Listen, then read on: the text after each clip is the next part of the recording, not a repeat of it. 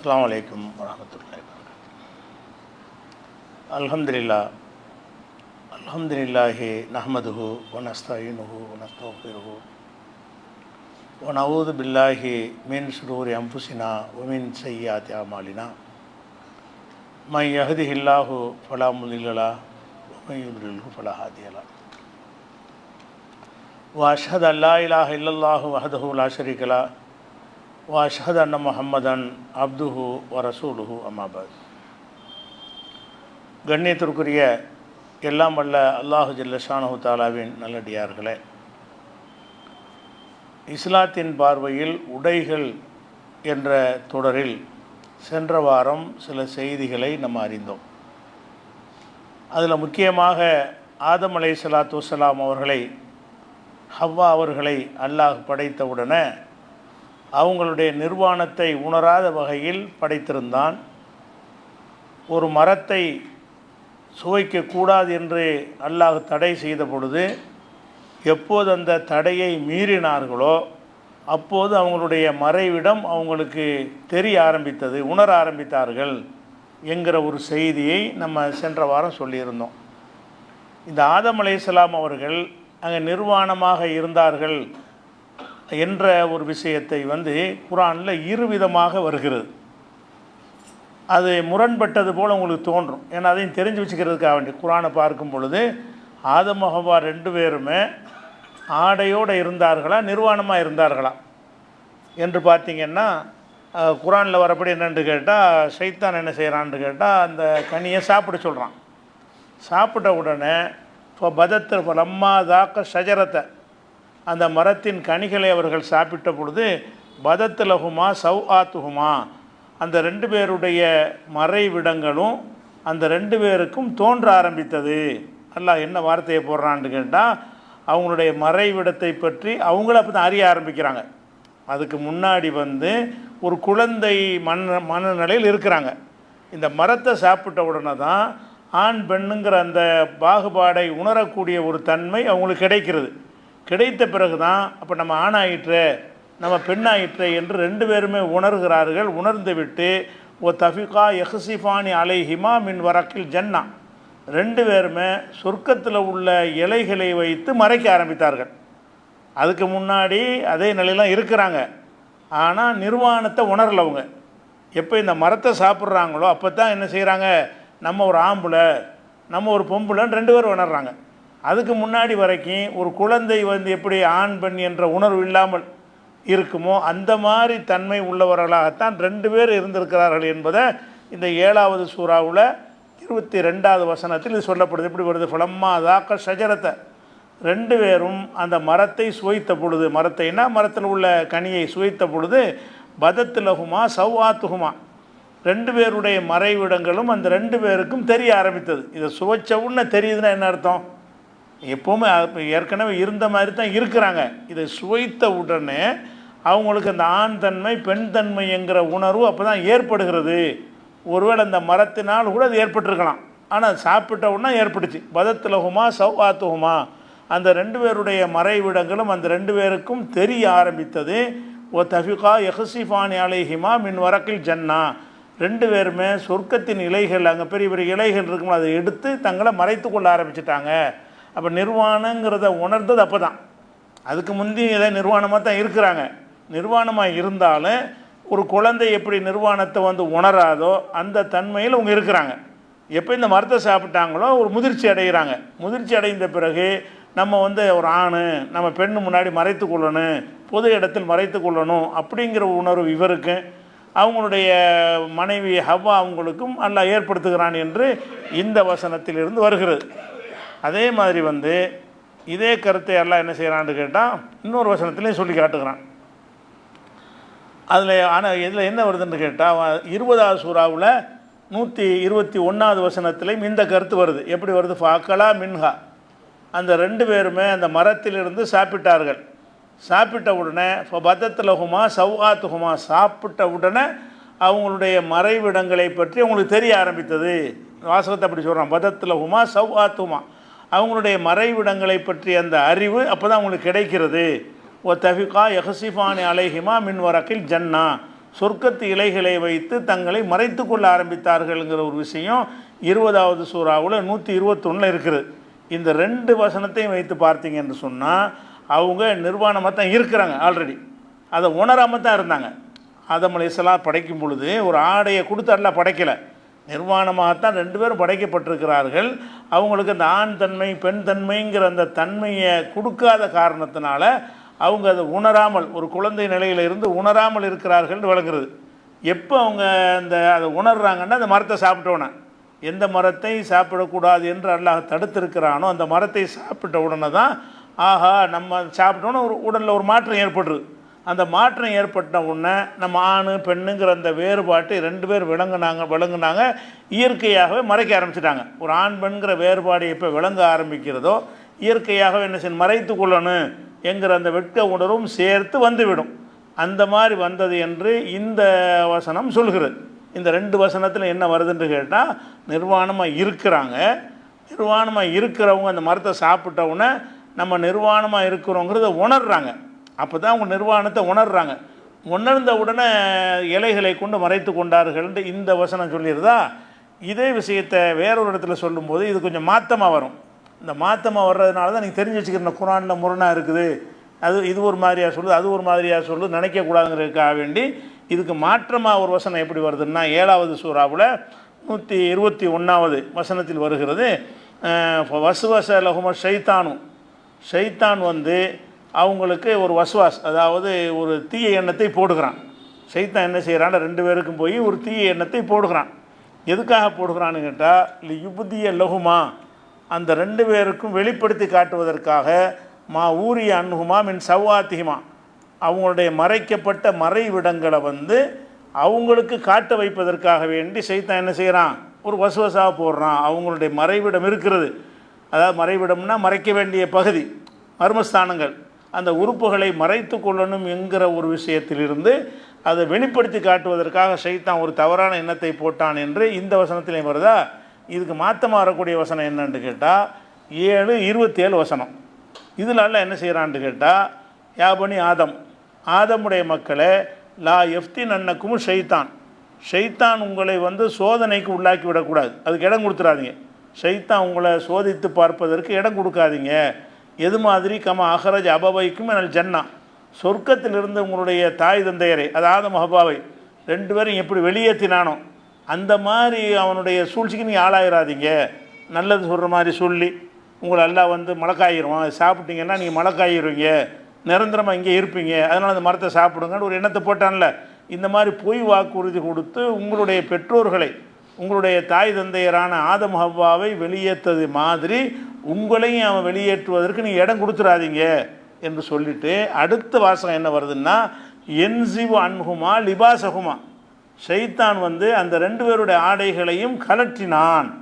அப்போ ஆடை அணிந்தார்கள், கலட்டி முரண்பாடாக வருது பாருங்கள். என்சிவ் அன்ஹுமா லிபாசகுமா, அந்த 2 பேருடைய ஆடைகளையும் கலட்டினான். லி யுரியகுமா சவ்வாத்திஹிமா, அவங்களுடைய மறைவிடங்களை அவங்களுக்கு காட்டுவதற்காக வேண்டி அவங்களுடைய ஆடைகளை கலட்டினான் வருது. அப்போ மற்ற 2 வசனத்தில் என்ன வருதுன்னு கேட்டால், அவங்க நிர்வாணமாக இருக்கிறாங்க, இந்த மரத்தை சாப்பிட்ட உடனே நிர்வாணமாக நம்ம இருக்கிறோம் என்பதை உணர்றாங்க.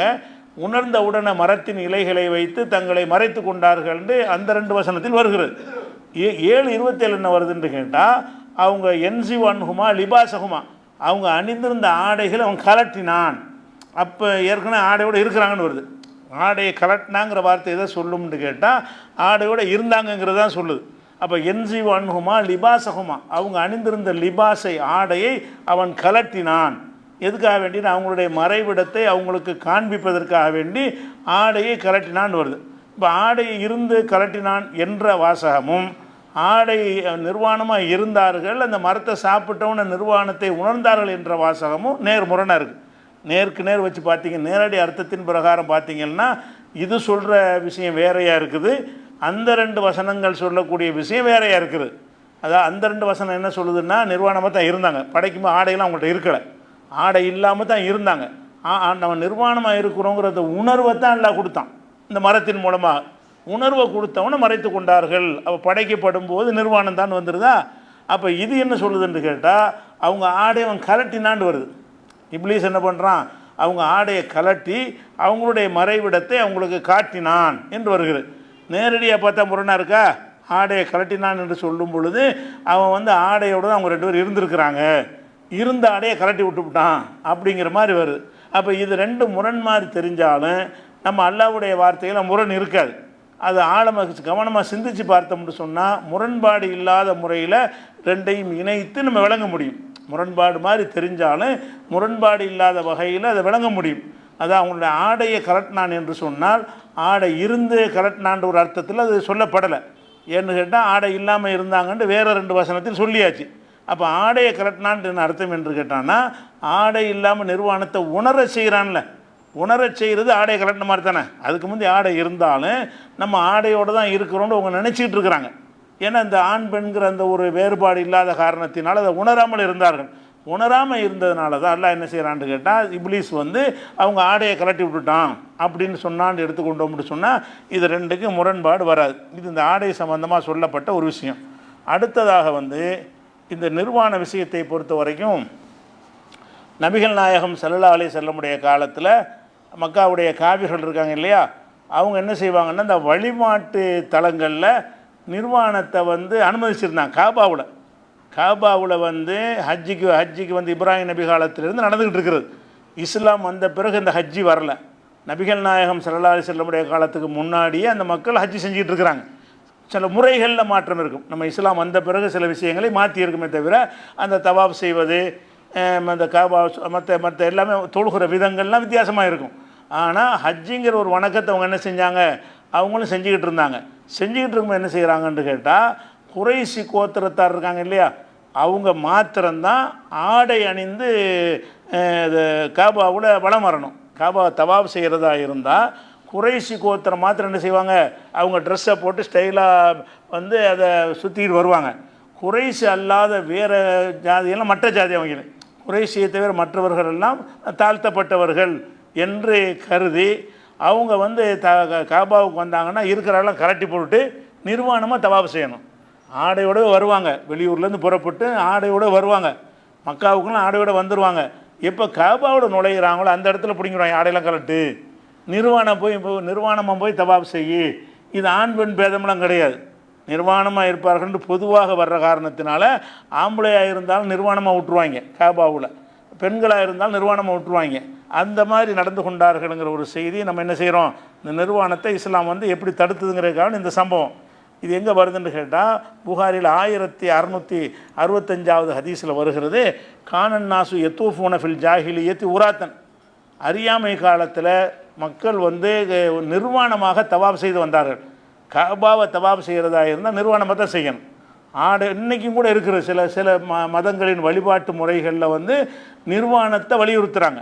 வழிபடும் போது மற்ற நேரத்தில் வந்து ஆடை அணிஞ்சிருக்கிறவர்கள் வந்து கடவுள் நெருங்கும்போது கொஞ்சம் ஆடையை குறைப்பு செய்வாங்க. இஸ்லாம் மாத்திரம்தான் ஆடையை கூட்ட சொல்லுது.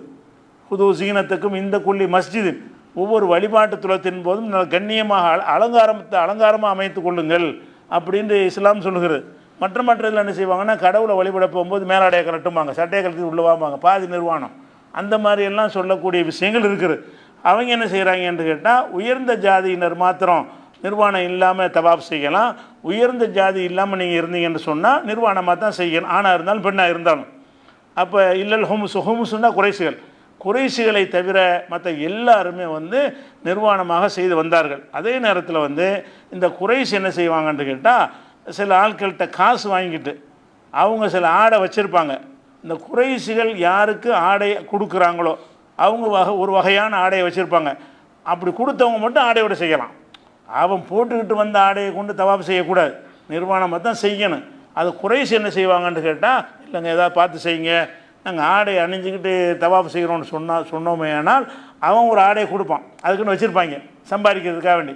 அந்த ஆடை அவன்கிட்டருந்து யார் வாங்கி கொள்கிறார்களோ அந்த ஆடையை அணிந்து கொண்டு என்ன செய்வாங்க, தவாப் செய்வாங்க. அவன்கிட்ட ஆடை யார் கொடுக்கவில்லையோ அவங்க நிர்வாணமாக தான் செய்வாங்க. அவன்கிட்ட ஆடை கொடுக்க விரும்பாட்டாலும் சரி, அல்லது இவங்களை வந்து அது வாங்குற காசு கொடுக்க முடியலன்னு சொன்னாலும் சரி, அவங்க போட்டிருக்கிற ஆடையை அணிஞ்சிட்டு வரக்கூடாது. அவங்க எந்த ஆடையை அணிந்து கொண்டு வந்தார்களோ அந்த ஆடையை கலட்டி வைத்து விட்டு இவங்கள்ட்ட அந்த ஆடையை கேட்டு கெஞ்சுவாங்க, ஏதாவது ஆடையை தாங்க, நிர்வாணமாக வெக்கமாக இருக்குது, நீங்கள் ஒரு ட்ரெஸ்ஸை தாங்கன்னு கேட்பாங்க. அதுக்கு ஒரு காசு வாங்கிட்டு அதை கொடுப்பாங்க. அந்த ஆடை அது சொல்கிறாங்க அப்படி வருதுன்னா காணத்தில் ஹும்சு, இந்த குறைசு கூட்டத்தார்கள் எஹ்தசிபுன் அலன் நாசி, மக்களுக்கு கட்டுப்பாட்டை விதித்து வைத்திருந்தார்கள். அதாவது யோத்திர் ரஜுலுர் சியாப எத்துபியா, ஆண்கள் வந்து ஆண்களுக்குரிய ஆடையை கொடுத்து என்ன செய்வாங்க, தவாப் செய்ய சொல்வார்கள். தோத்தில் மரத்த சியாப, பெண்கள் வந்தாலும் பெண்களுக்கு பெண்கள் ஒரு பக்கம் உட்காந்துருப்பாங்க. ஆடை கேட்டால் குறைசி பெண்கள் ஆடையை கொடுப்பாங்க. பொம்பளையும் நிர்வாணமாக இருந்தாங்கன்னு இதில் விளங்குறது. பெண்கள் என்ன செய்வாங்கன்னா நிர்வாணமாக தான் இருப்பாங்க. அது குறைசிட்ட கெஞ்சுவாங்க. குறைசிகள் தான் அந்த காபாவுடைய நிர்வாகி. காபாவுடைய நிர்வாகம் குறைசிகையில் இருக்குது. அவன் என்ன செய்வான்னு கேட்டால், இங்கே வர்றாந்து அவங்க சட்டமெல்லாம் பழிக்காது, நாங்கள் சொல்ல தான் கேட்கணும் என்று சொல்லிவிட்டு ஆண்களுக்கு ஆடை கொடுப்பதற்கென்று சிலர் நியமித்திருப்பார்கள். அவங்க எல்லாருக்கும் கொடுக்க மாட்டாங்க, விரும்பினாலும் தான் கொடுப்பாங்க. யாரை விரும்புகிறார்களோ, யாருக்கு கொடுக்க விரும்புகிறார்களோ அவங்களுக்கு அந்த ஆடை கொடுப்பார்கள். அப்போ வல்லம் யோத்திகள் ஹொமுசோ, யாருக்கு இந்த குறைசிகள் வந்து ஆடை வழங்கவில்லையோ, தாஃபபில் வைத்து உரியானன், காபாவில் வந்து நிர்வாணமாகத்தான் தவாப் செய்து கொண்டிருப்பார்கள். அப்போ ரசூல் ஸல்லல்லாஹு அலைஹி வஸல்லம் அவங்களுடைய நபித்துவ காலத்தில், அவங்க வாழ்ந்த காலத்திலேயே இஸ்லாமிய ஆட்சிக்கு காபத்துல்லா வருவதற்கு எது வரைக்கும் நடந்துச்சு என்று கேட்டால், மக்காவை வெற்றி பெற்று கைப்பற்றுறாங்கல்ல அது வரைக்கும், நுபுவத்துடைய ஆரம்ப காலத்தில் நடந்துச்சு. எவ்வளோ நாளைக்கு நடந்துச்சு என்று சொன்னால், மக்காவையே ரசூல்லா கைப்பற்றுறாங்கல்ல, கைப்பற்றுற காலம், கைப்பற்றி 2 வருஷமும், கைப்பற்றிய காலத்திலையும் அப்படி நடந்து கொண்டிருந்தார்கள். கைப்பற்ற பிறகு என்ன செய்கிறாங்கன்னா, ரசூல் ஸல்லல்லாஹு அலைஹி வஸல்லம் அவர்கள் ஒரு அறிவிப்பதற்காக வேண்டி அலி தலைமையில் ஒரு குழு அமைச்சு அனுப்பி வைக்கிறாங்க. மக்கா அந்த ஹஜ்ஜிக்கு, ரசூல்லா ஹஜ்ஜிக்கு போகிறதுக்கு முன்னாடி அதுக்கு வேறு ஒரு ஹஜ்ஜு குழு அனுப்பி வைப்பாங்க. அந்த ஹஜ்ஜு குழுவிட்ட போய் என்ன செய்வாங்க, மினாவில் மக்களுக்கு நீ அறிவிச்சிருங்க, அல்லாஹ் யதூஃபில் வைத்தி உரியான், இந்த வருஷத்தோட நிர்வாணமாக எவனும் தவாப் செய்யக்கூடாது. அப்போ தான் ஆர்டர் பண்ணுறாங்க. அப்போ அந்த அறிவிப்பு செய்கிற வரைக்கும், மக்கா வெற்றி பெற்று ஒரு 2 வருஷம் வரைக்கும் கூட அவங்க நிர்வாணமாக வந்து செய்வாங்க, அதை தடுக்காமல் இருந்தாங்க. அப்போ ரசூல் ஸல்லல்லாஹு அலைஹி வஸல்லம் என்ன செய்கிறாங்கன்னு கேட்டால், 4 கண்டிஷனை சொல்லி அறிவிக்க சொல்கிறாங்க. அந்த 4 கண்டிஷனில் முக்கியமான கண்டிஷன் என்ன, இது எங்கள் ஆட்சி வந்து விட்டது, இனிமேல் எங்கள் கையில் தான் நிர்வாகம் இருக்கும், இனிமேல் காபாவுக்கு வர்றதாக இருந்தால் நிர்வாணமாக யாரும் தவாப் செய்யக்கூடாது, அல்லாஹ் யதூஃபில் பைத்தி உரியானன், நிர்வாணமாக யாரும் காபத்துல்லாவில் தவாப் செய்யக்கூடாது என்கிற ஒரு அறிவிப்பை அலி ரலியல்லாஹு அன்ஹு அனுப்பி ரசூலுல்லாஹ் என்ன செய்வாங்க, செய்ய சொல்லுவாங்கங்கிற விஷயம் ஹாக்கிம்ங்கிற நூலில் இடம்பெற்றிருக்கிறது. இது ஒரு முக்கியமான விஷயம். இது அது நிர்வாணம் விஷயத்தில் இஸ்லாம் வந்து வழிபாட்டின் பேரில் இருந்த நிர்வாணத்தையும் ஒழிச்சு கட்டியிருக்கிறது. நிர்வாணங்கிறது வந்து வழிபாட்டுக்கு வந்து எதிரானது, ஆடை அணிந்தவர்களாக தான் கடவுளை வழிபடணும் அப்படிங்கிற ஒரு இன்னும் சொல்ல போனால், கடவுள் நம்மளை நிர்வாணமாக தானே படைத்தான், அது நெசந்தான். கடவுள் நிர்வாணமாக படைச்சான்ற காரணத்தினால கடவுளுக்கு முன்னாடி நிற்கும்போது நிர்வாணமாக தான் நிற்கணும் அப்படின்னு ஒரு தத்துவத்தை சொல்லிக்கொண்டு இன்றைக்கும் பல பேர் என்ன செய்கிறாங்கன்னு கேட்டால், சில புனித தலங்களில் நிர்வாணமாக போயிட்டுருக்குறாங்க. இன்றைக்கு கூட நம்ம சமுதாயத்தில் இல்லை, முஸ்லீம் அல்லாத சமுதாயங்களில் வந்து கடவுள் நம்மளை என்ன மாதிரி படைத்தார் அப்படியே போவோம் என்று என்ன செய்கிறாங்க, நிர்வாணமாக இருக்கக்கூடிய காட்சியை பார்க்குறோம். அந்த மாதிரியான விஷயங்கள் இன்றைக்கி கூட ஒழியலை. ஆனால் 1400 வருஷத்துக்கு முன்னாடி இஸ்லாம் என்ன செஞ்சிருச்சு, இதை ஒழிச்சிருச்சு. அது போக இப்போ தெரிஞ்சதுக்கு பிறகு அடுத்து நம்ம ஆடையுடைய ஒவ்வொரு சட்டமாக அறிஞ்சிக்கிறோம். ஆடை அணிவதில் பலவிதமான சட்டங்கள் இருக்குது. முதலாவது சட்டம் என்னென்னு கேட்டால், ஆடையுடைய நிறங்கள்.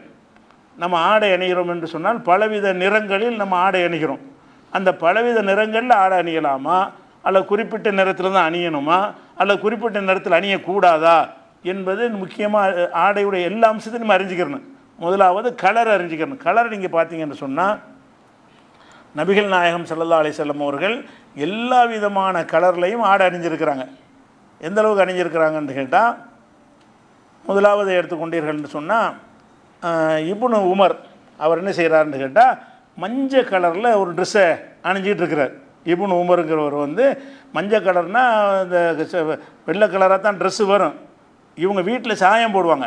அந்த காலத்தில் அப்படி தான் செய்கிறது. அந்த காலத்தில் என்ன செய்வாங்கன்னா, நாங்கள்லாம் சின்ன பிள்ளையாக இருக்கிற காலங்களில் வீடுகளில் சாயம் போடுவாங்க. ட்ரெஸ்ஸுக்கு சாயம் தனியாக பவுடர் விற்கும்.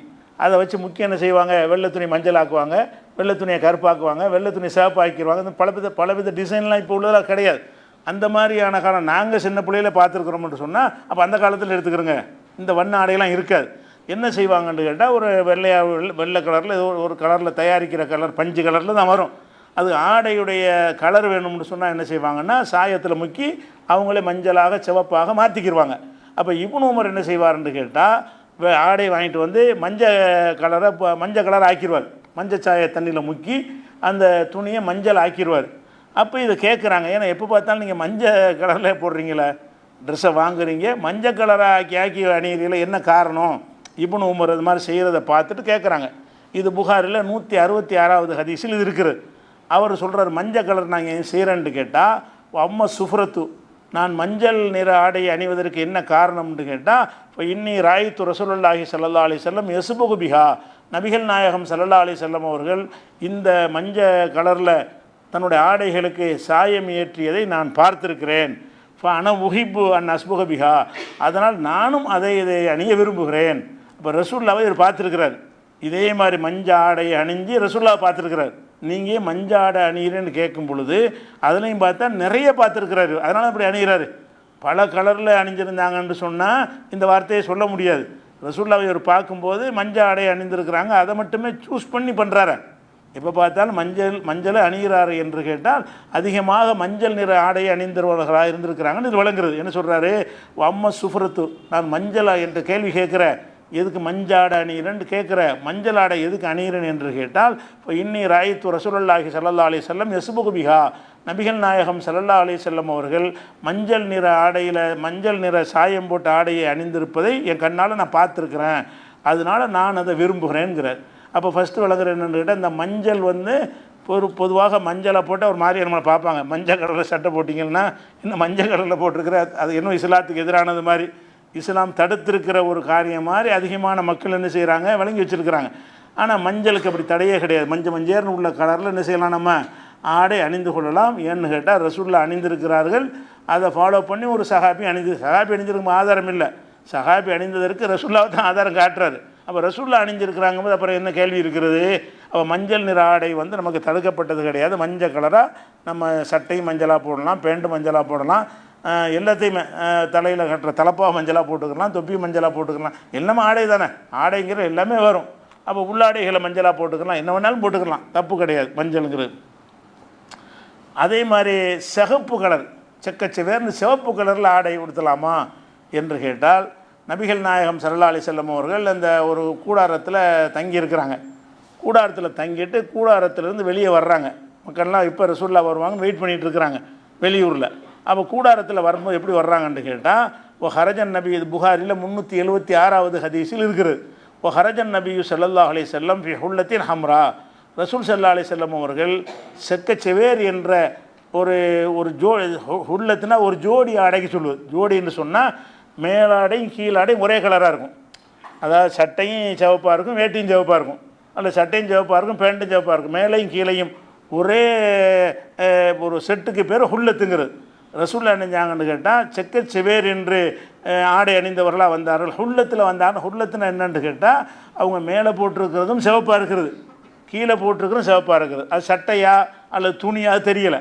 ஒரு துணியை கூட சுற்றிட்டு வந்துடும், துண்டை கூட சுற்றி இருக்கலாம், அதுவும் ஆடை தான். ரசூல்லாவுடைய காலத்து ஆடை என்பது சட்டையாக இருந்துச்சா, பைஜாமாவாக இருந்துச்சா, பேண்ட்டாக இருந்துச்சா, வேஷ்டியாக, அது சொல்லப்படாட்டான்னு மேலாடை கீழாடை. அந்த மேலாடை பல விதங்களாக இருக்கும்.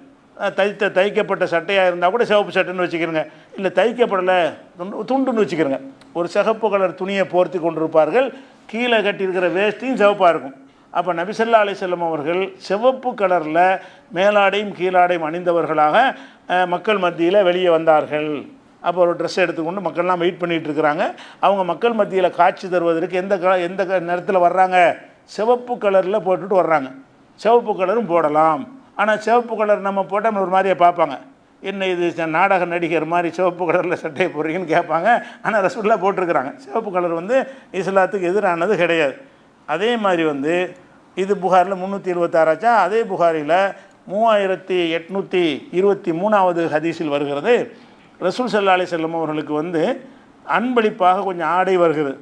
அன்பளிப்பாக இப்போ நாட்டு மன்னர்கள் ஏதாவது கொடுத்து விடுவாங்க ஏழைகளுக்கு விநியோகம் செய்வதற்காக வேண்டி. அப்போ ரசூல் ஸல்லல்லாஹு அலைஹி வஸல்லம் என்ன செய்கிறாங்கன்னா, நிறைய ஆடைகள் ஒரு குவியலாக இருக்கிறது. எதுக்காக வந்திருக்குன்னு கேட்டால், மக்களுக்கு வழங்குறதுக்காக வேண்டி.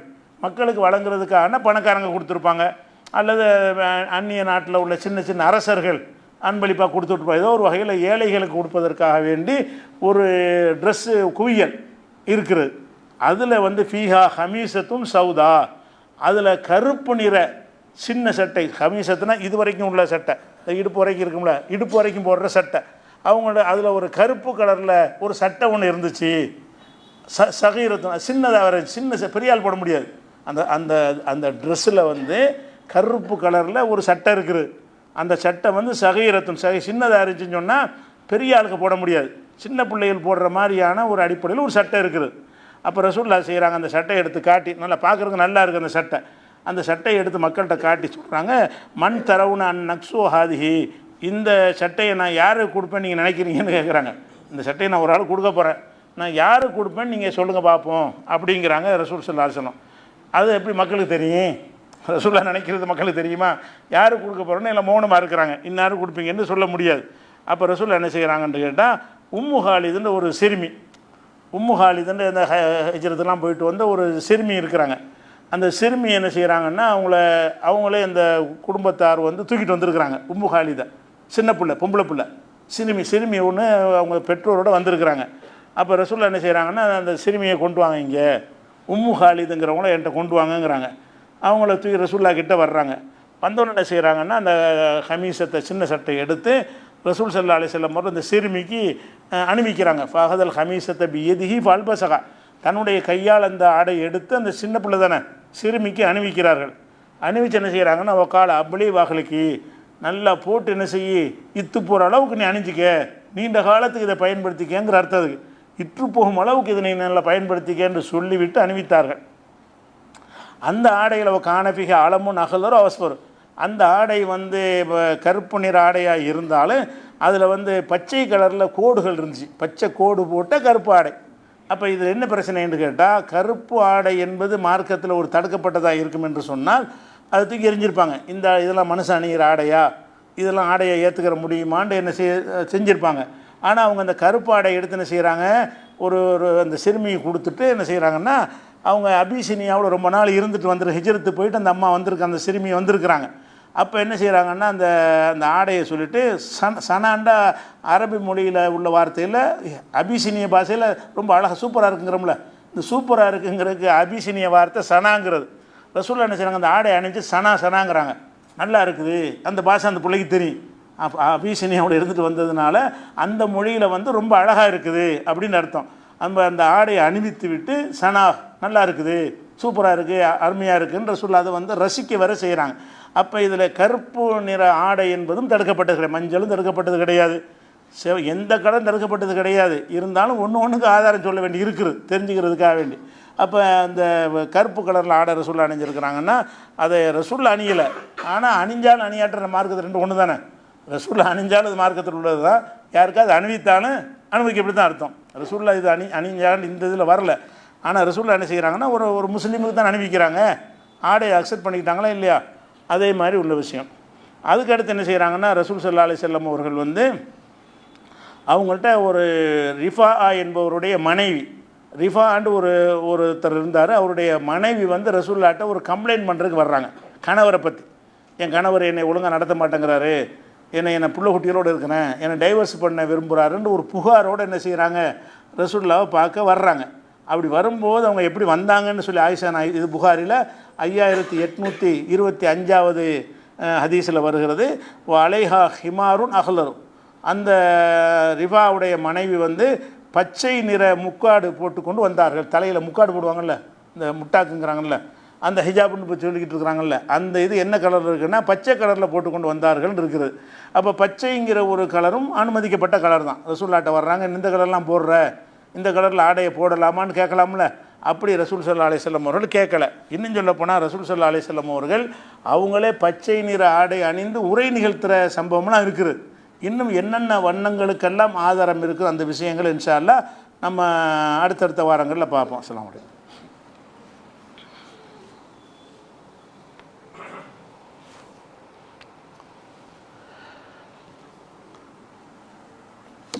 அன்பிற்குரிய சகோதர சகோதரிகளை, கடந்த சில நாட்களுக்கு முன்னால் பெங்களூருடைய அந்த கிரிக்கெட் அணி ஜெயித்து விட்ட காரணத்தினால பெங்களூரில் ஒரு பெரிய வரவேற்பு, அந்த கிரிக்கெட் வீரர்களுக்கு வரவேற்பு நடத்தப்படுகிறது.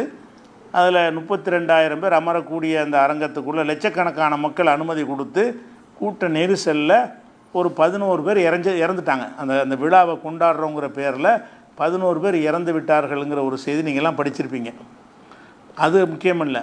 முக்கியமான ஒரு விஷயம், இந்தியர்களுடைய ஒரு மனப்பான்மையில் நம்ம சில மாற்றங்களை கொண்டு வர வேண்டி இருக்கிறது. என்ன விஷயம்னு கேட்டால், ஒரு விளையாட்டில் இந்தியா பாகிஸ்தான் ஒரு கிரிக்கெட் விளையாடுறது வைங்க, இந்தியா ஜெயிச்சிட்டான்னு வைங்க.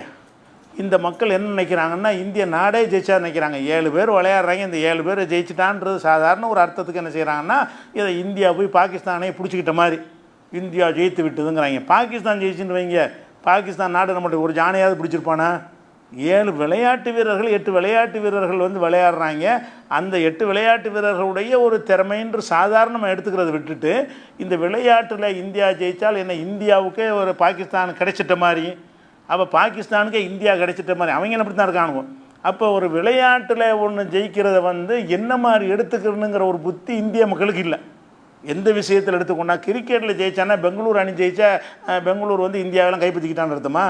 பெங்களூருக்கு என்ன கிடைச்சி? கர்நாடகாவுக்கு தான் என்ன கிடைச்சி? அதனால் இவங்க ஜெயித்ததுனால கர்நாடக மாநிலத்துக்கு என்ன கிடைச்சி? ஒன்றும் கிடைக்கல. பெங்களூருக்கு தான் என்ன கிடைச்சிச்சு? ஒன்றும் கிடைக்கவும் இல்லை. அப்போ இந்த அற்பமான இந்த பேருக்காக வேண்டி என்ன செய்கிறாங்கன்ற அந்த விளையாட்டை வந்து விளையாட்டாக பார்க்காம அது என்னமோ நடந்த மாதிரி நடக்காத ஒரு அப்படி போலியாக அப்படி தான் நம்ம ஆக்கி வச்சுருக்கிறாங்க. இந்தியருடைய மனநிலை என்னன்னு கேட்டால், போலியான ஒரு இதுகளில் வந்து மயங்கி போகிறது. ஒருத்தன் அந்த வேடாண்டு ஒருத்தன் அதை பாட்டு படிக்கிறானா, அவனை பிடிச்சிட்டு பில்டப் கொடுக்குறாங்க. ஒரு பாட்டு படிக்கிறான், ஒரு புரட்சி செஞ்ச மாதிரியும் நாட்டை புரட்டி போட்ட மாதிரியும். அவனை ஒருத்தன் வேடாண்டு ஒருத்தன் வந்து நாட்டுப்புறத்துக்கு இலையில் அது படிக்கிறான் போல இருக்குது, படிக்கிறான் ஆடுறான்னா ஒரு அதை வந்து ரசிக்கிறதுக்கே முடியல. ஆனால் அவங்க என்ன செய்கிறாங்கன்னா, அதை வந்து அதான் எந்த முகநூலை திறந்தாலும் அதான் டாபிக் என்னது. அப்போ என்ன செய்கிறாங்க என்றால், அர்த்தமில்லாத விஷயங்கள்ல எல்லாம் நமக்கு என்ன நன்மை, இதில் நமக்கு என்ன புண்ணியம் இருக்கிறது, நம்ம நாட்டுக்கு என்ன நன்மை, பொதுமக்களுக்கு என்ன நன்மை அப்படிங்கிற அடிப்படையில் பார்க்குறத விட்டுட்டு உணர்ச்சியை தூண்டி விட்டு என்ன செய்கிறாங்க, இந்த மாதிரி பண்ணுறாங்க. அப்போ இந்த மனநிலை தான் இவங்களை இப்படி ஆக்குனது. கிரிக்கெட்டில் ஜெயிச்சு வர்றான்னா வந்துட்டு போகிறான்னு அதில் என்ன இருக்குது? கிரிக்கெட்டில் ஜெயிச்சுட்டு வரப்போகிறான், அதை வரவேற்க போகிறோன்னு சொல்லி இவங்க லட்சக்கணக்கான பேர் எதுக்கு போகிறாங்க? அப்போ லட்சக்கணக்கான அரசாங்கம் வந்து 32,000 பேருக்கு மேலே அதிகமான பேரை உள்ள நுழைச்சிட்டாங்கன்னு அரசாங்கத்தை குறை சொல்கிறாங்க. அரசாங்கத்தெல்லாம் குறை சொல்ல எந்த அரசாங்கம் இருந்தாலும் இது நடக்கும். ஏன்னு கேட்டால், மக்கள் இப்படி இருக்கிறாங்க. ஒரு அரசாங்கத்தால் என்ன செய்ய இத்தனை பேர் தான் வரணும்னு அவன் லிமிட் பண்ணி கொடுத்தா கூட என்ன செய்வாங்கன்னா, அந்த வெறி ஊட்டப்பட்டிருக்கனால விளையாட்டு சம்பந்தமாக வெறி ஊட்டி வச்சுருக்கிறாங்க. அந்த வெறி ஊட்டப்பட்ட காரணத்தில் என்ன ஆகுதுன்னு கேட்டால், அந்த வெறி பிடித்தவர்களாகத்தான் அவங்க வருவாங்க. வெறி பிடித்து விட்டது என்று சொன்னால் அவங்களுக்கு எதுவும் தெரியாது. இது இந்த இடம் கொள்ளுமா, போக முடியுமா, போனால் நமக்கு ஏதாவது கேடு அதெல்லாம் தெரியாது. வெறியை போய் பார்க்கணும், நாங்களும் அந்த கொண்டாட்ட மனநிலை, மக்களை கொண்டாட்ட மனநிலையில் வைக்கிறாங்க. கொண்டாட ஒன்றுமே இல்லை. ஒரு விளையாட்டுன்னு எடுத்துக்கிற மாட்டேங்கிறாங்க. இங்கிலாந்து இந்தியா ஜெயிச்சு இங்கிலாந்து நாடு இந்தியாவுக்கு சொந்தமாகிடுச்சிங்கிற மாதிரி நினைக்கிறாங்க. இங்கிலாந்து ஜெயித்தாலும் அமெரிக்கா ஜெயித்தாலும் என்ன அதுக்கு என்ன அர்த்தம்? ஜெயிச்சதுக்கு என்ன அர்த்தம்? சில விக்கெட்டுகளை வீழ்த்தியிருப்பான், சில ரன் எடுத்திருப்பாங்கிறத தவிர வேறு என்ன அதில் இருக்கிறது? ஒன்றும் இல்லை. நல்லா விளையாடினாங்க அப்படின்னு போயிடுற விஷயந்தான். நல்லா விளையாண்டாங்கன்னு போயிட்டு போகிற சாதாரண கடந்து போகிற விஷயம்.